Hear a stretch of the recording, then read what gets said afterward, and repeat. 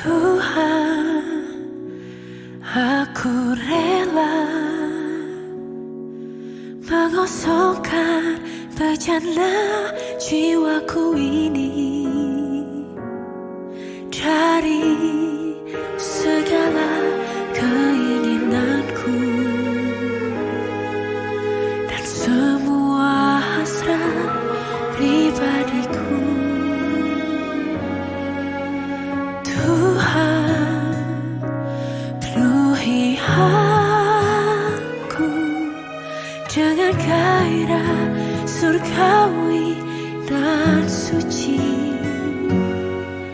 agar apapun tak ku ingini lagi, hanya Engkau hartaku abadi.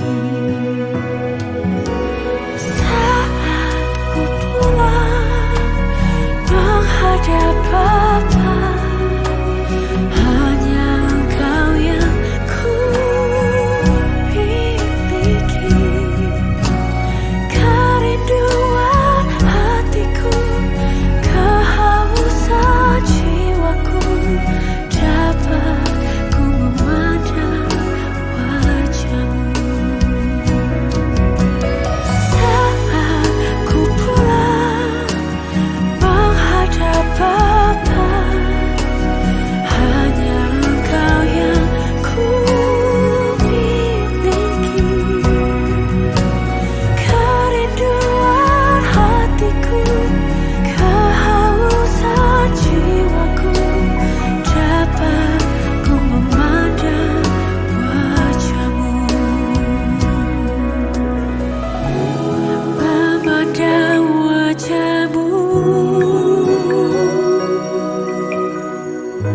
bertemu muka denganmu. Memandang wajah-Mu, menatap keagungan-Mu.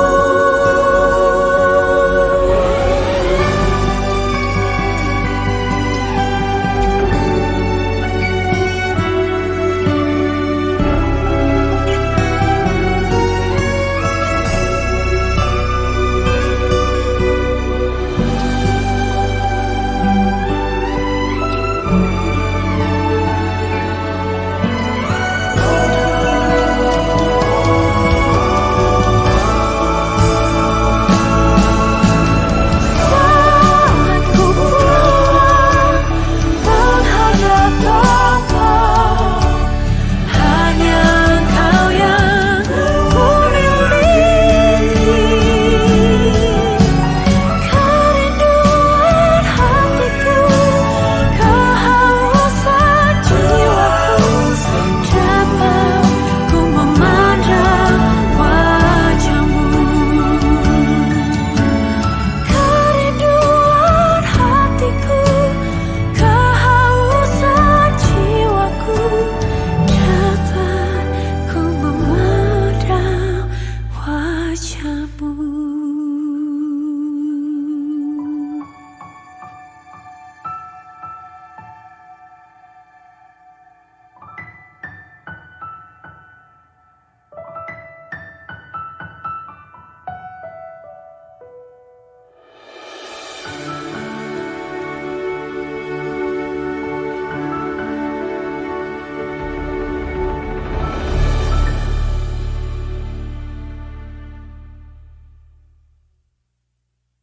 Shalom.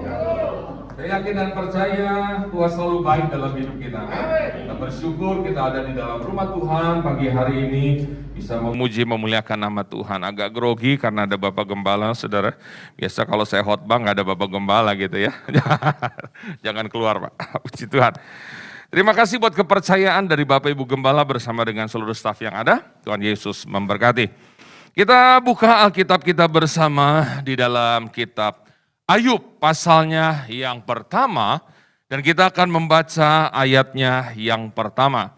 Pagi ini kebenaran firman Tuhan menyuruh kita untuk melihat dan belajar dari seorang tokoh yang bernama Ayub. Ayub pasal pertama ayatnya yang pertama. Ada seorang laki-laki di tanah Uz bernama Ayub. Orang itu saleh dan jujur, ia takut akan Allah dan menjauhi kejahatan. Katakan amin. Alkitab di pasal pertama ayat pertama mencatat ada sesuatu yang dilakukan oleh Ayub dalam hidupnya. Dan sesuatu itu adalah 4 poin, yaitu Ayub adalah orang saleh, dia orang jujur, dia orang yang takut akan Allah, dan dia orang yang menjauhi kejahatan. 4 hal ini, 4 poin ini ada dalam hidup Ayub. Dan karena 4 poin ini ada dalam hidup Ayub, perhatikan Bapak Ibu Saudara, maka perhatian Tuhan tertuju dalam hidup Ayub. Dan kalau perhatian Tuhan tertuju dalam hidup seseorang, pasti Tuhan akan memberkati orang itu. Maka PR pertama kita di hari-hari ini adalah harus ada sesuatu dalam diri kita yang mampu menarik perhatian Tuhan tertuju dalam hidup kita. Sama seperti Ayub, ada 4 hal yang begitu menarik perhatian Tuhan tertuju dalam hidupnya. Karena ada 4 hal dalam hidup Ayub, maka Tuhan juga memberkati Ayub dengan 4 berkat yang luar biasa. Yuk kita lihat, apa berkat yang Tuhan berikan dalam hidup Ayub. Saudara, dikatakan oleh firman Tuhan di ayat kedua dan ayat ketiga, saudara, Ayub ini punya 7 anak laki-laki dan 3 anak perempuan. Garis keturunan itu diteruskan lewat anak laki-laki. Dan Ayub punya 7 anak laki-laki. 7 dalam Alkitab adalah angka sempurna. Berarti garis keturunan Ayub ini diperjelas. Keturunan Ayub diperhitungkan Tuhan untuk terus ada di generasi berikutnya. 7 anak laki-laki dan 3 anak perempuan, sempurna sepertinya hidup Ayub. Yang kedua, berkat yang Tuhan berikan dalam hidup Ayub. Ayub ini punya harta kekayaan yang luar biasa pada waktu itu, saudara. Alkitab mencatat Ayub punya 7.000 ekor kambing domba. Ayub punya 3.000 ekor unta, Ayub punya 500 pasang lembu yang siap bertambah banyak, saudara. Ayub punya 500 ekor keledai betina yang juga siap bertambah banyak. Dan Ayub punya budak dalam jumlah yang besar. Gak kehitung, saudara.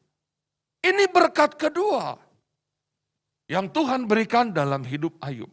Berkat yang ketiga, kalau kita lihat saudara, Ayub ini mendapatkan perlindungan Tuhan atas dirinya, rumahnya, serta semua yang dimilikinya.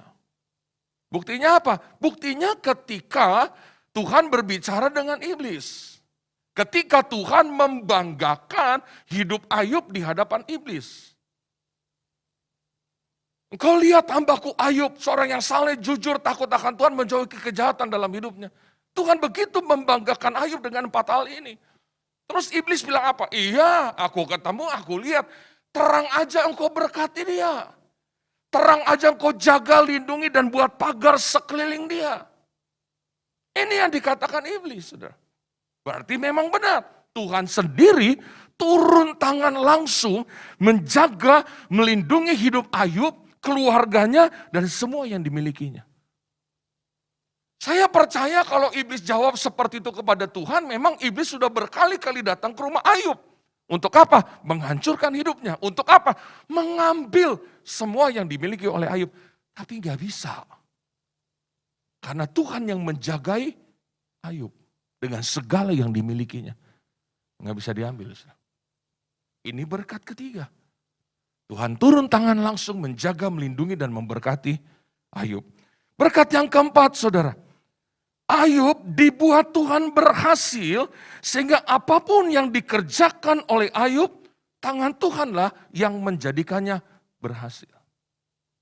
Aduh saudara, kalau 4 hal ini ada dalam hidup kita, saudara, betapa luar biasanya hidup kita, saudara.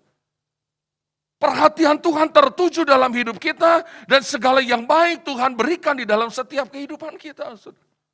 Itu sebabnya sekali lagi saya katakan PR pertama kita, siapapun kita harus dong ada sesuatu yang kita munculkan dalam hidup kita yang menarik perhatian Tuhan. Saudara cari tahu apa yang bisa saudara lakukan untuk Tuhan yang menurut saudara itu akan menarik perhatian Tuhan. Dan mungkin sampai hari ini engkau sudah punya sesuatu yang menarik perhatian Tuhan. Dan karena sesuatu itu engkau diberkati Tuhan sampai hari ini, saudara. Maka jangan sampai itu hilang dalam hidup kita. Cari tahu, saudara. Mungkin engkau harus menjadi orang yang lebih jujur lagi. Mungkin engkau menunjukkan kesetiaanmu kepada Tuhan. Mungkin engkau menunjukkan ketaatanmu kepada Tuhan.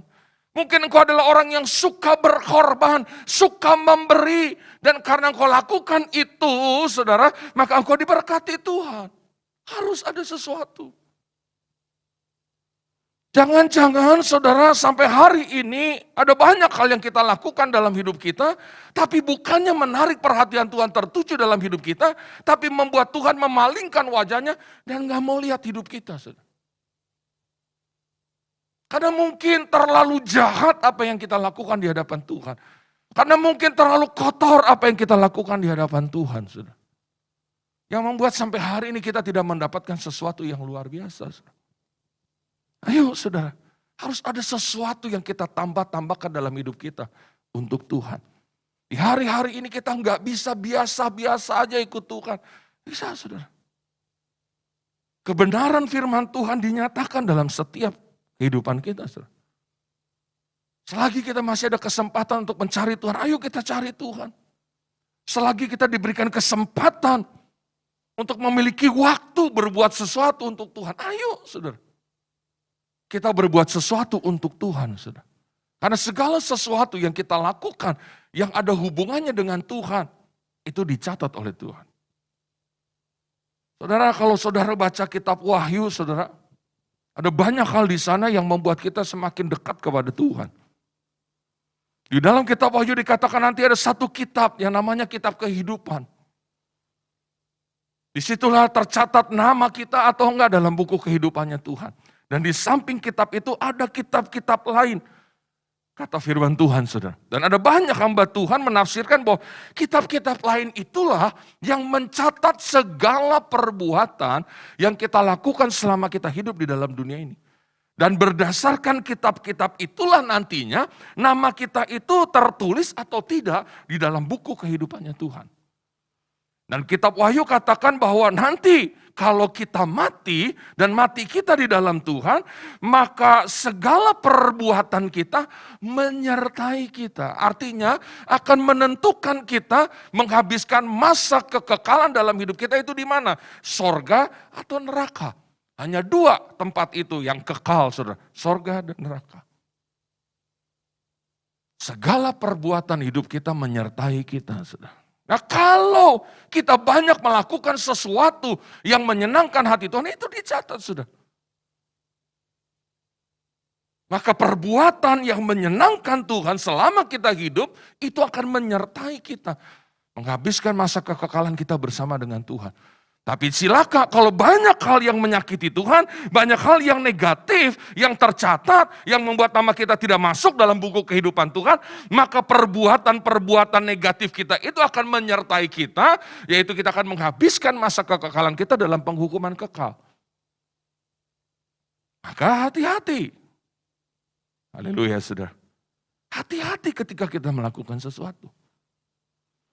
Nah mungkin kalau hari ini sampai hari ini kita melihat catatan-catatan dalam hidup kita banyak negatifnya. Banyak yang salah. Dan kita masih diberikan kesempatan untuk hidup sampai pagi hari ini, berarti itu kesempatan yang Tuhan berikan. Kita suka nyanyi, bahkan kita kadang-kadang suka lagu itu saudara. Hidup ini adalah kesempatan. Kesempatan untuk memberikan catatan-catatan positif.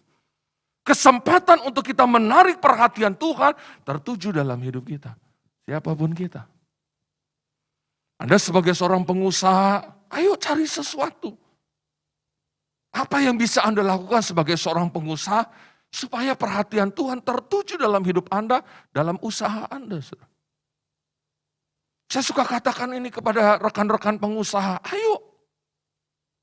Harus ada sesuatu yang engkau lakukan di tengah-tengah usahamu yang menarik perhatian Tuhan tertuju dalam usahamu. Mereka katakan, apa ya Pak Yofi? Seperti apa contohnya? Ya mungkin lewat usahamu ketika engkau ada punya kelebihan, engkau memberkati gereja-gereja Tuhan. Lewat perusahaanmu. Oh gitu ya Pak Yofi? Atau mungkin juga engkau bikin persekutuan. Di tengah-tengah engkau berusaha dengan seluruh karyawan, ada waktu untuk engkau bersekutu dengan Tuhan. Ambil waktu. Harus ada sesuatu yang menarik perhatian Tuhan tertuju di dalam usahamu. Saya suka bilang kepada jemaat yang punya toko, harus ada sesuatu yang menarik perhatian Tuhan tertuju kepada tokomu. Supaya tokomu diberkati Tuhan. Kayak gimana Mbak Yofi contohnya? Contohnya sebelum buka toko doa. Nanti setelah sore atau malam tutup toko doa lagi. Pagi Tuhan berkati tokoku dalam nama Yesus, kau kirimkan pelanggan datang hari ini. Kalau hari itu pun tidak ada pelanggan yang datang, malam saya thank you sama Tuhan. Tuhan terima kasih buat hari ini. Itu terus lakukan. Maka perhatian Tuhan akan tertuju dalam hidupmu. Engkau sebagai seorang istri yang jaga anak di rumah, ketika anak-anakmu tidur engkau berdoa. Di satu tempat yang khusus engkau berdua dengan Tuhan di situ. Dan kalau engkau lakukan itu terus menerus, maka perhatian Tuhan tertuju dalam hidupmu. Nah, kalau perhatian Tuhan sudah tertuju dalam hidupmu, nggak usah engkau minta. Tuhan yang melihat segala sesuatu apa yang jadi kebutuhan dan keperluan dalam hidupmu. Amin. Berikan tepuk tangan dong buat Tuhan kita. Ini yang harus kita lakukan Pak Bu dalam hidup kita. Tarik perhatian Tuhan tertuju dalam hidup kita. Kita tidak akan pernah takut lagi saudara. Menghadapi segala sesuatu yang tidak memiliki kepastian saudara. Kapan masker ini bisa terlepas dari muka kita nggak tahu. Ada yang bilang 2 tahun, ada yang bilang 3 tahun saudara. Ada yang bilang selama-lamanya, nggak tahu saudara. Maka sekarang dengan virus yang baru, COVID-19 aja belum kelar, saudara.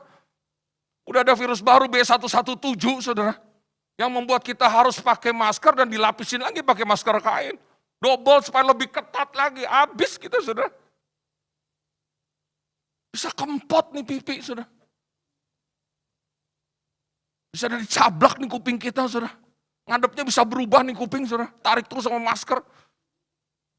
Itulah, saudara, nggak ada kepastian. Saya lihat lagi di berita ada orang ketangkep karena jual vaksin palsu. Aduh. Sekarang aja masih banyak yang takut divaksin. Sekarang muncul lagi vaksin palsu. Yang isinya air mineral sama garam. Gak tahu sampai kapan sudah. Kita bersyukur pertolongan Tuhan nyata dalam hidup kita sampai hari ini. Sudah. Itu karena Tuhan.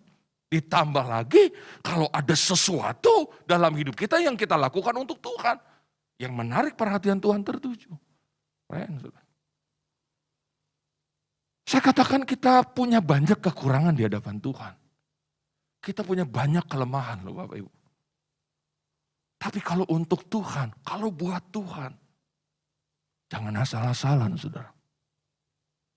Jangan kita udah punya kekurangan, kelemahan, suka nyakitin Tuhan, suka bikin dosa. Terus buat Tuhan, kita asal-asalan. Habis kita. Gak ada sesuatu, nilai plus dalam hidup kita di hadapan Tuhan. Habis kita. Ayo punya sesuatu nilai plus. Bahkan bukan cuma mampu menarik perhatian Tuhan. Tuhan banggakan itu. Sesuatu yang diperhatikan Tuhan, kesalehan, kejujuran, takut akan Tuhan, dan menjauhi kejahatan. Sesuatu yang luar biasa. Saudara. Kalau boleh saya ungkapkan beberapa hal-hal ini saudara lebih jelas lagi. Saleh, apa arti saleh saudara? Arti saleh adalah taat, sungguh-sungguh beribadah, suci dan beriman. Itu arti kata saleh saudara. Taat, sungguh-sungguh beribadah, suci dan beriman. Kalau kesalehan artinya ketaatan dalam menjalankan ibadah atau kesungguhan menunaikan ajaran agama. Itu kesalehan. Bagaimana dengan ibadah kita sampai hari ini, saudara? Apakah kita lakukan dengan kesungguhan hati kita? Waktunya menyembah memang benar-benar kita menyembah. Waktunya kita nyanyi puji-pujian bersorak-sorai, memang kita bersorak-sorai. Waktunya kita mendengarkan firman Tuhan, sungguh-sungguh kita dengarkan firman Tuhan. Waktunya kita memberikan persembahan, kita berikan yang terbaik. Waktunya kita mengembalikan punya Tuhan perpuluhan, ya kita kembalikan punya Tuhan. Tiap kali kita dengar firman Tuhan pulang, lakukan dalam hidup kita. Firman Tuhan suruh kita berubah, kita pulang kita berubah. Jadi pribadi yang lebih baik, itu kesalehan. Itu membanggakan Tuhan, saudara. Lalu kalau jujur, saya mencatat di dalam Matius 5 ayat 37. Di sana dikatakan jika ya, hendaklah kamu katakan ya. Jika tidak, hendaklah kamu katakan tidak. Apa yang lebih daripada itu berasal dari si jahat. Ini bicara tentang kejujuran. Kalau memang iya kita yang lakukan, ngomong iya. Kalau memang enggak, ya enggak. Ini kejujuran yang dilihat oleh Tuhan. Lalu takut akan Allah menunjuk kepada rasa hormat, kagum, dan berserah kepada Tuhan. Ini Ayub, saudara. Dan Ayub ini punya rasa takut, rasa hormat kepada Tuhan dengan luar biasa. Buktinya apa Pak Yevi? Tiap kali anak-anaknya bikin pesta. Anak lakinya 7. Berarti pesta tiap hari.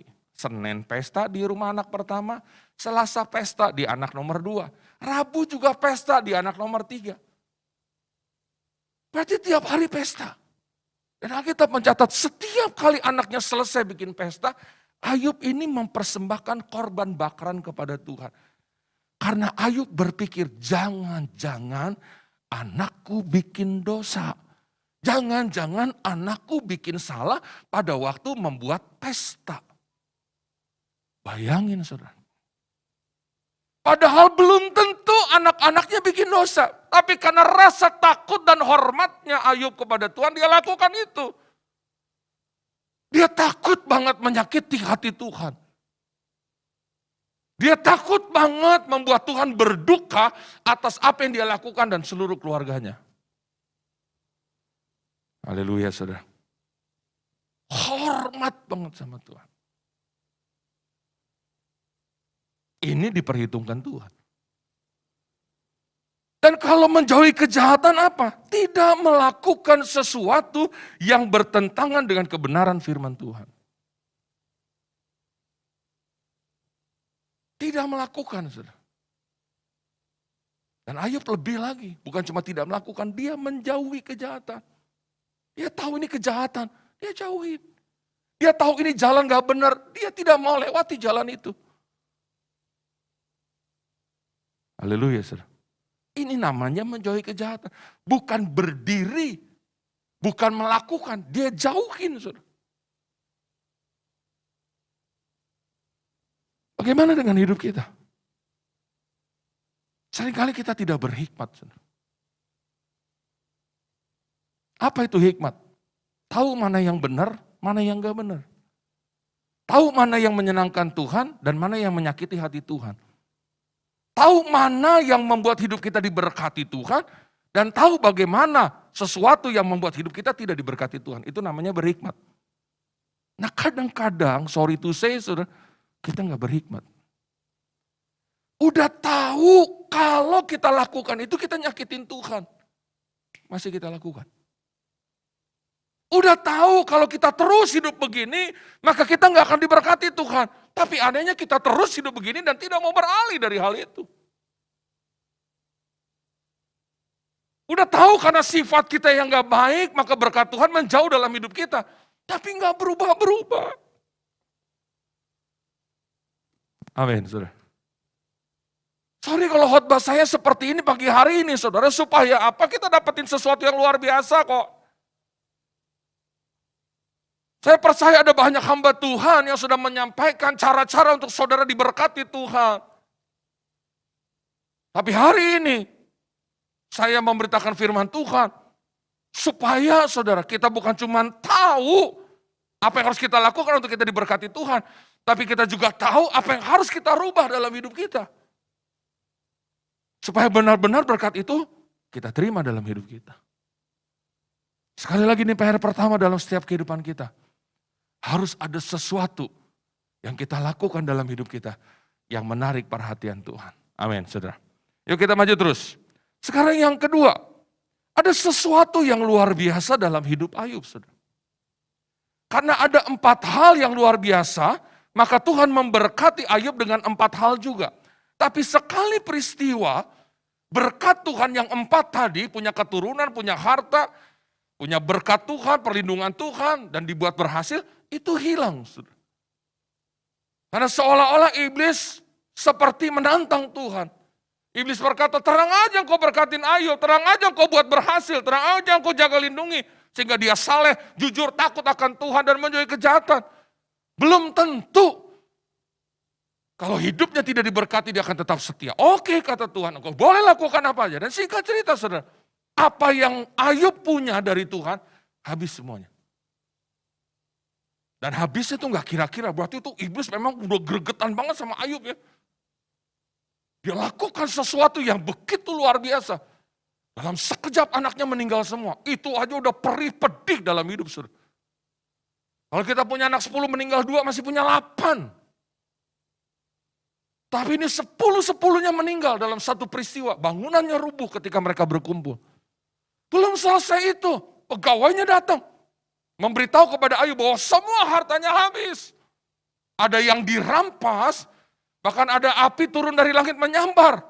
Semua yang dipunya oleh Ayub, itu bencana alam tuh. Yang dalam sekejap habis. Dalam sekejap Ayub kehilangan perlindungan daripada Tuhan. Dia kena sakit penyakit. Yang saya percaya sakit penyakit yang diderita oleh Ayub pada waktu itu adalah sakit penyakit yang begitu luar biasa. Yang begitu ditakuti pada waktu itu.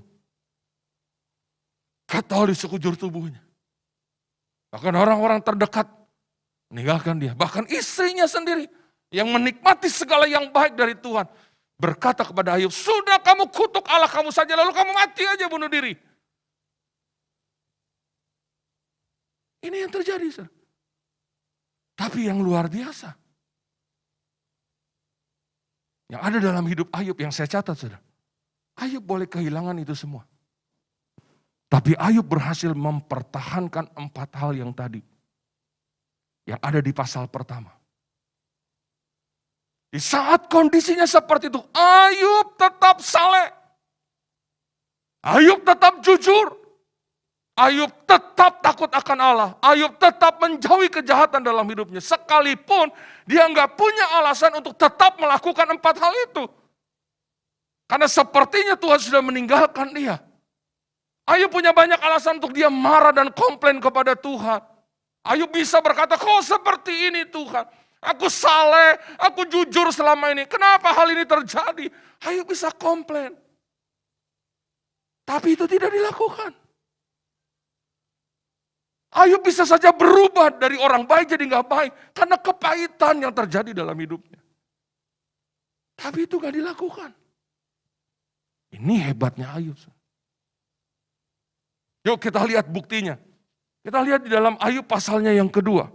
Bukti bahwa Ayub tidak kehilangan 4 hal tadi yang mampu menarik perhatian Tuhan tertuju dalam hidupnya. Ayub pasalnya yang kedua, ayat 1-3. Kita perhatikan firman Tuhan. Pada suatu hari datanglah anak-anak Allah menghadap Tuhan dan di antara mereka datang juga iblis untuk menghadap Tuhan. Ayat 2, maka bertanyalah Tuhan kepada iblis, dari mana engkau?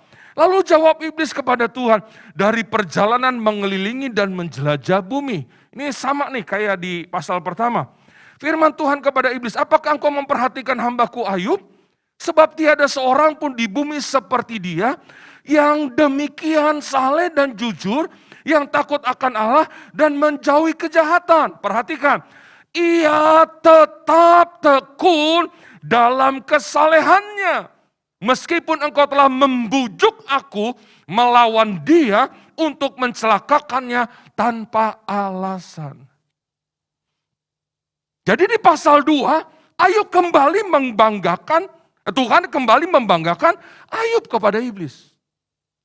Lihat, engkau sudah melakukan banyak hal jahat kepada dia, tapi lihat, dia tetap saleh, dia tetap jujur, dia tetap takut akan Allah, dia tetap menjauhi kejahatan. Gak ada perubahan. Dan Tuhan bilang, sekalipun engkau telah membujuk aku untuk mencelakakan dia tanpa alasan. Oh saudara, ini PR kedua dalam hidup kita. Ayub boleh kehilangan semua apa yang dia terima dalam hidupnya. Tapi dia berhasil mempertahankan sesuatu yang selama ini membuat hidup dia diberkati Tuhan. Maka di pasal terakhir, pasal 42, Ayub bilang apa? Aku tahu engkau sanggup melakukan segala sesuatu. Ya, tidak ada rencanamu yang gagal. Kenapa Ayub berani ngomong seperti itu? Karena dia sudah mempertahankan 4 hal tadi. Yang Ayub tahu gara-gara 4 hal itu, perhatian Tuhan tertuju dalam hidupnya.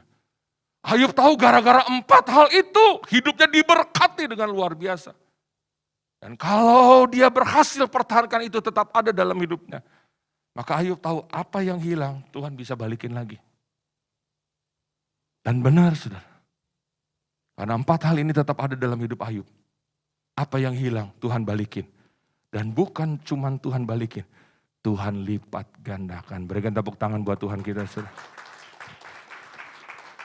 Ini banyak tidak ada di anak-anak Tuhan saudara. Tadinya dia saleh, gitu. Tiba-tiba kena masalah. Tiba-tiba Tuhan izinkan satu persoalan berat terjadi dalam hidupnya. Yang ada saudara, dia mulai kehilangan kesalehannya. Tadinya dia begitu setia berdoa kepada Tuhan. Tuhan izinkan ada masalah terjadi. Udah mulai gak doa lagi. Yang tadinya rajin mengembalikan perpuluhan punya Tuhan dan hidupnya diberkati. Sekali peristiwa Tuhan izinkan ada masalah dalam bisnis usaha. Keuntungan mulai berkurang, saudara. Mulai tidak kembalikan perpuluhan punya Tuhan. Udah berubah. Kalau ini terus yang terjadi dalam hidup kita, gimana berkat Tuhan itu mau dibalikin Tuhan dalam hidup kita? Gimana hidup kita mau dipulihkan Tuhan? Kalau ternyata sekali peristiwa, 2 kali peristiwa, kita udah mulai berubah di hadapan Tuhan. Maka PR kedua kita saudara, di tengah-tengah pandemi ini, jangan berubah sama Tuhan. Kalau engkau sudah menemukan sesuatu yang selama ini engkau lakukan, dan karena engkau lakukan itu engkau diberkati Tuhan, di tengah-tengah pandemi ini, jangan berubah. Saya boleh bersaksi enggak saudara? Tapi tolong pakai telinga rohani. Ya, jangan sampai setelah saya bersaksi, saudara bilang gini, Pak Yofi sombong. Kesaksiannya ninggiin diri sendiri. Nggak boleh.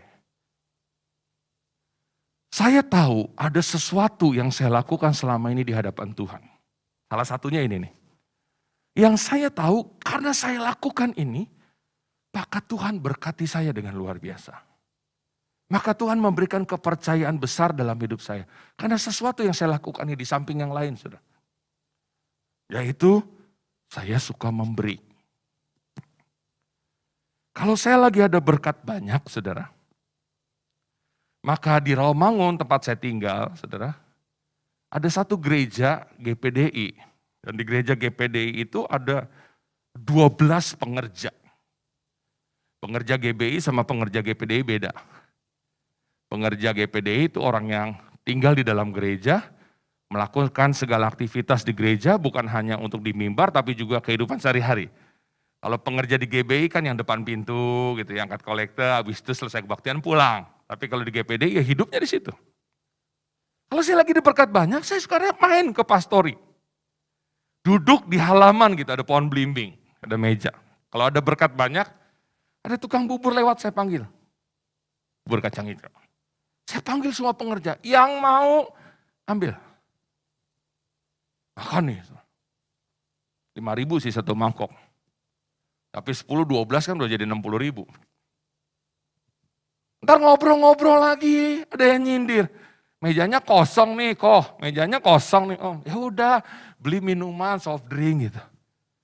Nah kalau sore ada tukang bakso lewat, panggil lagi tukang bakso. Itu kan lagi banyak duit. Kalau duitnya lagi mepet, bukan berarti saya stop. Tidak memberi. Hanya menunya yang dirubah. Saya kasih duit 40.000. Beli gorengan. Beli gorengan bawa ke sini. Kita makan gorengan. Saya kasih 20. Beli kopi kapal api. Mau kapal bot juga terserah. Beli 1 sama beli gula 0,5 kilo. Minumnya itu. Menunya aja yang berubah. Tapi memberinya jalan terus. Saya diajarkan oleh gembala saya, Yofi, kalau kamu diajak makan sama pengusaha-pengusaha, kalau kamu bisa bayar itu makanan, bayar. Tapi kalau kamu gak bisa bayar, diem.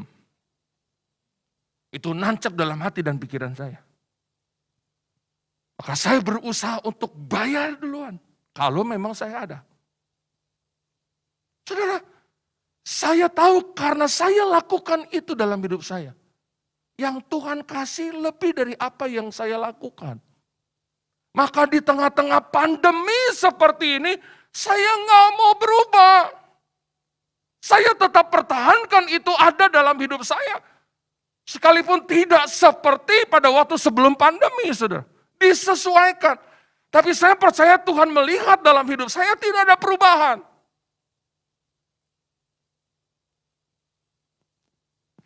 Yang membuat saya tetap dipelihara Tuhan sampai hari ini. Udah 1 tahun Bapak Ibu Saudara. Dari tahun lalu bulan Maret, banyak gereja ditutup persekutuan doa. Kantor-kantor tutup sampai hari ini belum buka. Pengeluaran jalan terus, pemasukan nggak ada. Saya bukan seorang pengusaha. Tampang doang ada, badan besar, mata sipit, kulit putih. Tapi saya hidup dari kemurahan Tuhan, nggak diundang khotbah, maka tidak ada pemasukan dalam hidup saya. Saya masih punya 2 cicilan besar, saudara. Yang membuat saya nangisnya kepada Tuhan. Saya punya alasan untuk stop tidak mengeluarkan uang. Lebih baik saya tidak main ke pastori, udah di rumah aja diam di kamar gitu. Supaya apa? Nggak ada pengeluaran. Sekali keluar duduk di bawah pohon belimbing dekat gereja, saudara. Udah 100.000. Kadang-kadang udah deh gak usah ke gereja deh, udah gak usah ke pastor, gak usah main, udah diem aja deh. Tapi gak bisa itu. Sampai ada yang bilang, udah di apa itu namanya, cicilannya udah diperpanjang lagi, dikurangin, didikitin, tapi diperpanjang waktunya diubah lagi. Ya deh nanti saya doa lagi deh. Dan sampai hari ini saudara, cicilan gak ada yang nunggak. Saya gak tahu tuh berkatnya ada aja dari Tuhan. Bingung saya sudah. Sampai satu peristiwa sudah. Saya udah gak ada uang nih. Saya harus bayar pajak mobil. Plus cicilan mobil. Waktu itu mepet sudah. Saya mau lari kemana? Ke Pak Yo? Nggak mungkin. Pak Yo juga banyak kebutuhan. Larinya kemana? Nih. Ambil gitar, nyanyi menyembah Tuhan, nangis sama Tuhan. Terus saya menyembah Tuhan ngomong, Tuhan cicilan, Tuhan pajak mobil. Bahkan saya lagi cicilan rumah juga sudah. Nangis sama Tuhan. 3 hari kemudian sudah. Ada keluarga saya kasih tahu, ada orang cari rumah mau dikontrak. Rumah kamu dikontrakin gak tuh yang di sana? Oh dia. Boleh deh. Kalau memang ada kontrak, udah kita ketemu saudara. Langsung dikontrak 1 tahun saudara. 1 tahun 35 juta. Udah 3 tahun gak ada yang kontrak. Kosong. 35 juta 1 tahun. Cicilan mobil selesai. STNK selesai. Tinggal cicilan rumah. Cicilan rumah cukup gede. Sama siapa lagi minta? Sama Bu Rita, kagak bisa juga. Nah gini. larinya ke Tuhan lagi. Ambil gitar lagi, nyanyi lagi, menyembah lagi sama Tuhan. Tuhan, aku hamba-Mu. Aku pertaruhkan seluruh hidupku kepadamu. Aku berserah kepadamu. Aku percaya firman-Mu, bahwa aku punya Allah yang akan memenuhi segala keperluanku menurut kekayaan dan kemuliaan. Setengah jam selesai doa, saudara. Ada WA masuk. Shalom Pak Yofi, dari seseorang yang saya kenal tapi gak deket. Shalom Pak Yofi, apa kabar? Pak, mau minta tolong boleh gak? Saya bilang, shalom Pak, puji Tuhan kabar saya baik. Boleh Pak, mau minta tolong apa? Udah deg-degan nih. Dia minta tolongnya apa?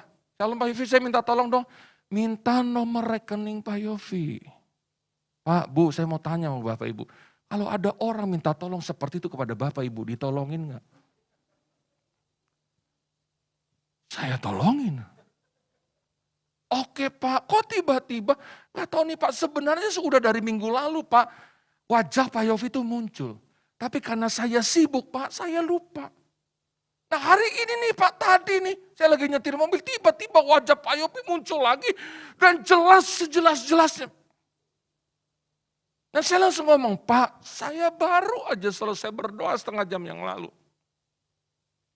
Pak Yofi doa apa? Ya biasa Pak. Segala sesuatu yang saya butuhkan saya minta ke Tuhan. Oh kalau gitu emang benar ini dari Tuhan. Ini minta nomor rekening. 1 jam kemudian saudara, dia kirim bukti transferan. Saya minta maaf nih, saya boleh sebut jumlahnya? Karena saya pernah sebut jumlah kesaksian saya, jumlah uangnya. 3 hari kemudian dikomplain sama jemaat. Neta mestinya kalau dapat berkat nggak usah ngomong jumlahnya. Sampai ini gereja, pengerja gereja kasih masukan sama saya, kalau boleh Pak Yofi. Sekarang saya ngomong, karena kesaksiannya berhubungan saudara. Dia kirim 15 juta.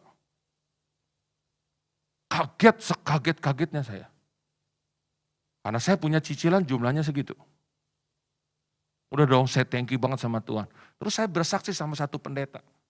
Dahsyat ya Tuhan, saya diberkati sama orang itu. Oh, ya. Kami juga suka diberkati. Udah satu waktu minggu berikutnya dia bikin acara, kita ketemu. Ketemu juga sama bapak yang kasih saya. Terus pendeta ini tiba-tiba ngomong sama bapak itu. Bapak berkati Pak Yofi ya. Pak Yofi kesaksian sama saya dahsyat. Saya kaget, aduh kenapa dia ngomong ya. Jadi gak enak saya sama yang ngasih gitu. Sama yang kasih nengok ke saya. Oh Pak Yofi ngomong sama bapak ini. Kan jadi gak enak sudah. Nah karena Pak Yofi ngomong ya Pak, saya mau bersaksi juga nih masalah Pak Yofi. Oh ya apa? Sebenarnya yang saya mau transfer tidak segitu Pak jumlahnya. Hah? Berapa Pak yang Bapak mau transfer? Ya Pak Yofi gak usah tahu lah. Enggak, saya mau tahu Pak. Untuk jadi kesaksian dalam hidup. Saya pengen tahu Pak. Sebenarnya berapa yang Bapak mau kirim? Saya cuma mau kirim Pak Yofi 10 juta Pak. Begitu Pak Yofi sudah kirim nomor rekening, saya udah ketik Pak. Jumlahnya 10 juta nomor rekening dan sudah sesuai dengan nama. Yofi Hendiawan. Tinggal diklik oke Pak. Dan saya akan ketik nomor PIN saya di M-Banking. Tapi waktu saya mau klik oke, kayak ada satu kekuatan yang menahan tangan saya. Diangkat lagi. Saya tekan lagi, diangkat lagi. Sampai 3 kali loh Pak. Kayak main pancok gitu Pak. Dan Tuhan bicara dalam hati saya, bukan segitu jumlahnya. Lalu saya rubah Pak jumlahnya, 15 juta. Begitu saya rubah jumlahnya jadi 15 juta, enggak ada kekuatan apa-apa sehingga tangan saya jatuh dengan sendirinya. Ada kekuatan yang langsung oke tertransfer. Pak, Bu, gimana enggak mau teriak waktu itu? Sampai bagian yang seperti itu Tuhan perhitungkan, saudara. Bagi saya 5 juta aja udah haleluya 12 kali, saudara. Tapi ini selesai. Maka saya teringat bahwa ada sesuatu yang saya lakukan yang saya tidak rubah dalam hidup saya. Sekalipun saya menghadapi pandemi dalam hidup saya. Dan saya percaya ketika saya lakukan sesuatu walaupun menunya dirubah, walaupun jumlahnya jadi sedikit disesuaikan dengan apa yang ada dalam hidup saya. Tapi di mata Tuhan, Tuhan melihat saya enggak berubah. Ini yang saya mau sampaikan kepada Bapak Ibu Saudara. Engkau punya banyak alasan untuk berubah kepada Tuhan. Engkau mungkin bisa melakukan banyak hal yang salah dalam usahamu di tengah-tengah pandemi ini. Tapi engkau tetap mengambil sikap untuk tetap jujur dalam usahamu. Itu diperhitungkan Tuhan. Engkau kehilangan pekerjaan, engkau kehilangan keuntungan. Bahkan engkau kehilangan mungkin orang-orang yang engkau kasih karena pandemi ini.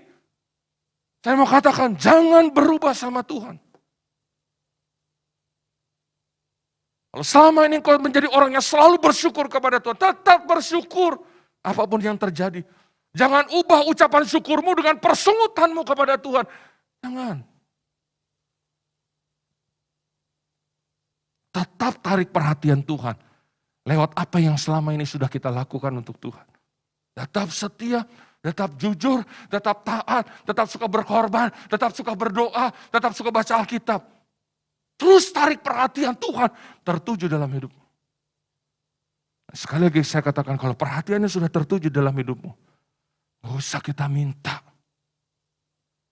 Dia Allah yang maha tahu. Dia tahu kebutuhan kita, dia tahu keperluan kita. Bahkan dia tahu keinginan dalam setiap kehidupan kita. Dua hal yang harus kita lakukan. Harus ada sesuatu yang kita lakukan yang mampu menarik perhatian Tuhan. Dan yang kedua, kalau kita sudah punya sesuatu yang selama ini kita lakukan, dan kita tahu karena kita lakukan itu di hadapan Tuhan, kita diberkati Tuhan. Jangan berubah. Tuhan Yesus yang akan memberkati kita berlimpah-limpah. Haleluya, kita berikan tepuk tangan buat Tuhan kita.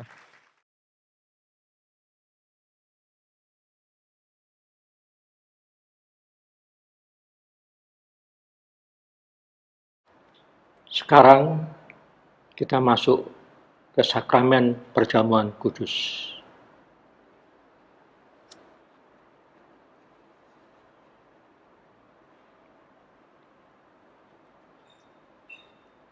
Mari kita angkat roti dan anggur itu. Kita akan memperkatakan perkataan iman ini bersama-sama. Dalam nama Yesus, aku percaya. Tubuh Yesus telah dipecah-pecahkan. Darah Yesus telah ditumpahkan bagi pengampunan, penebusan dosa-dosaku. Oleh korban Yesus, aku dibebaskan dari kutuk maut, kutuk dosa, kutuk sakit penyakit, kutuk kemiskinan, kutuk kecelakaan, dan segala kutuk. Aku percaya, oleh korban Yesus, aku memiliki hidup kekal, keselamatan, pengampunan dosa, pemulihan, kesembuhan, kelimpahan berkat, kemenangan di dalam Tuhan. Kita akan naikkan pujian salibnya. Salibnya,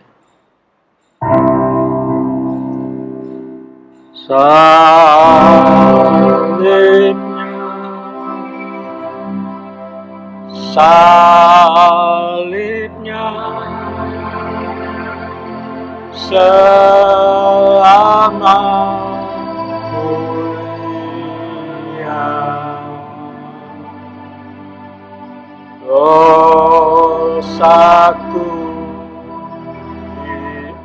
diampuni oleh darah Yesus.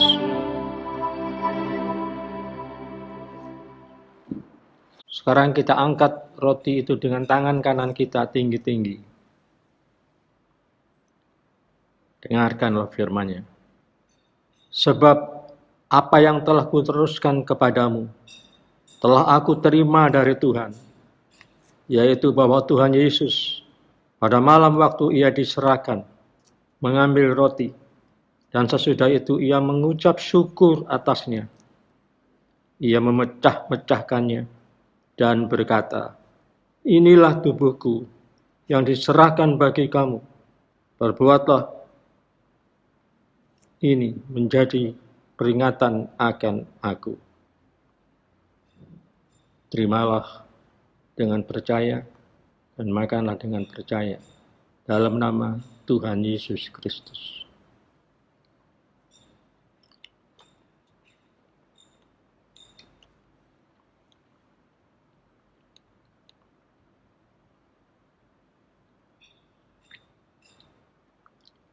Kembali kita naikkan pujian ini. Mari mengangkat cawan itu tinggi-tinggi dengan tangan kananmu. Salibnya, salibnya, selama mulia.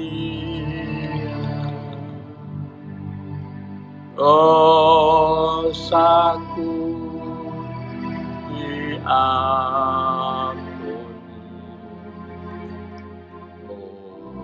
oleh darah Yesus. Demikian juga ia mengambil cawan sesudah makan, lalu berkata, "Cawan ini adalah perjanjian baru yang dimeteraikan oleh darahku. Perbuatlah ini setiap kali kamu meminumnya menjadi peringatan akan aku." Terimalah cawan itu. Minum dengan percaya dalam nama Tuhan Yesus Kristus.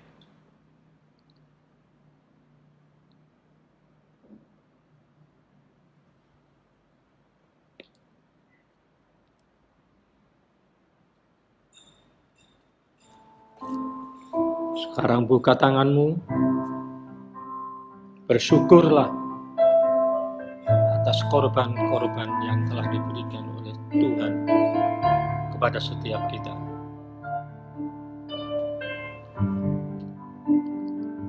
Haleluya.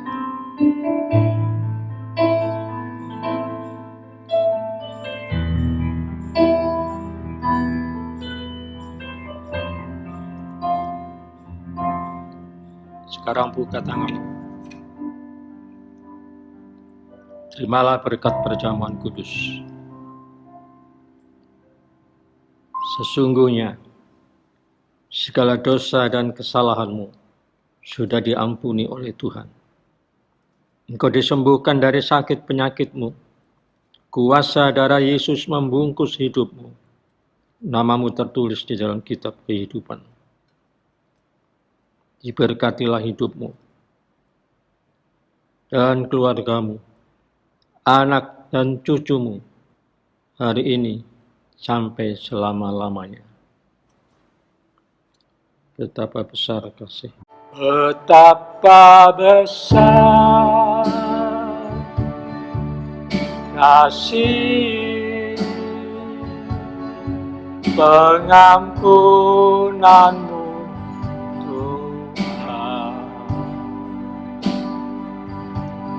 tak kau pandangi hati yang hancur.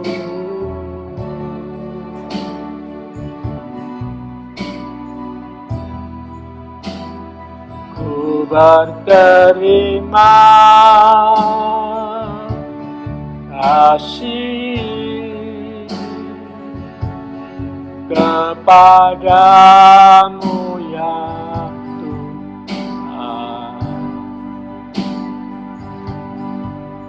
pengampunan yang Kau beri, pulihkanku.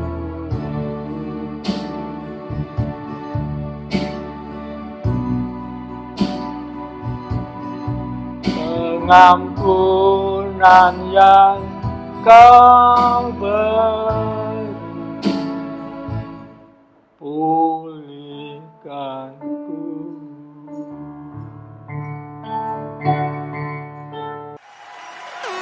Mari kita bangkit berdiri bersama-sama saudara. Berikan sorak-sorai, berikan kemuliaan bagi Tuhan kita Yesus Kristus. Amin. Dialah Tuhan yang kuat, dia Tuhan yang besar. Biarlah perisai hidup kita saudara. Amin.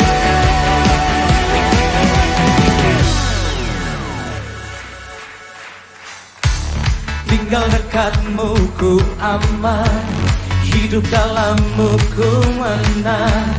Kau yang memegang hidupku di tanganmu.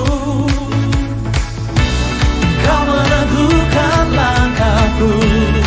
Kami berjalan bersamamu Tuhan. Ku berjalan di dalam kekuatan-Mu. Come on. Tuhan Kau perisaiku.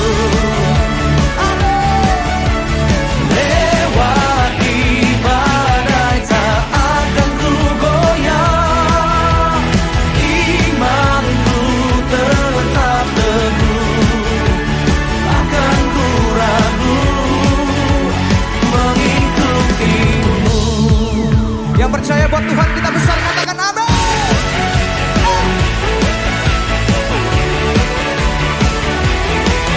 Sama-sama katakan. Tinggal dekatmu ku aman, hidup dalammu ku menang. Kau yang memegang hidupku di tanganmu. Kau meneguhkan langkahku. Ku berjalan di dalam kekuatan Tuhan Kau perisaiku. Amin. Lewati badai tak akan ku goyah. Katakan imanku tetap teguh, takkan ku ragu mengikutimu.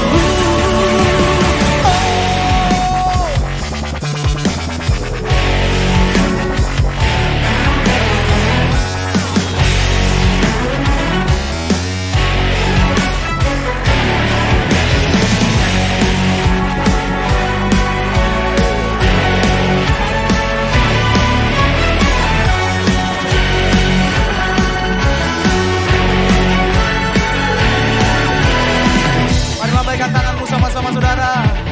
Hey. Kau meneguhkan langkahku. Ku berjalan di dalam kekuatan-Mu.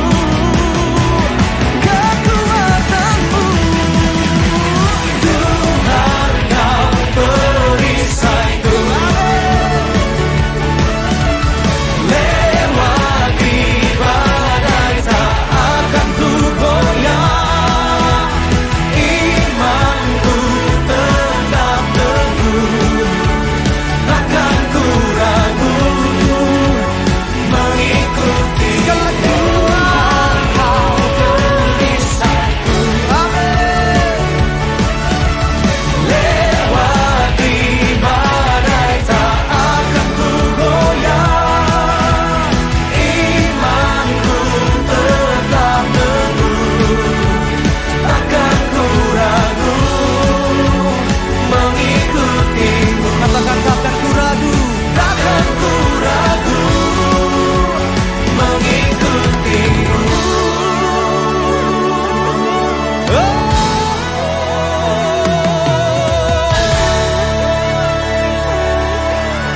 Sorak-sorai bagi Tuhan kita Yesus Kristus. Amin. Haleluya.